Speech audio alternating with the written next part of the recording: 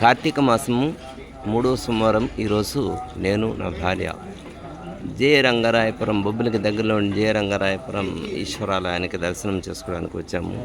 ఇక్కడ నిజంగా అద్భుతమైన వాతావరణం చోటు చేసుకుంది. భక్తులందరూ ఇక్కడికి విచ్చేసి ఎంతో చక్కగా పూజలు నిర్వహిస్తున్నారు. ఇక్కడ పంతులు గారు కూడా నిజంగా అద్భుతంగా పూజలు చేస్తున్నారు. ఇక్కడ చూడండి, భక్తులందరూ కూడా ఉదయం నుంచి బారులు తేరి ఎంతో చక్కగా చూడండి, ఈశ్వరుని దర్శనం చేసుకుని చక్కగా ఎంతో చక్కగా చూడండి, ఎంత చక్కగా అభిషేకం చేస్తున్నారు పంతులు గారు. అద్భుతంగా ఉంది ఇక్కడ వాతావరణం అంతా కూడాను, ఎంతో ప్లెజెంట్గా ఉంది నిజంగానే. కూడా ఈ ఆలయాన్ని దర్శనం చేసుకుని మీ యొక్క మొక్కులు తీర్చుకోవాలని చెప్పేసి గంగాధర్ మాస్టర్ మరీ కోరుకుంటున్నారు. ఇక్కడ చూడండి, బయట కూడా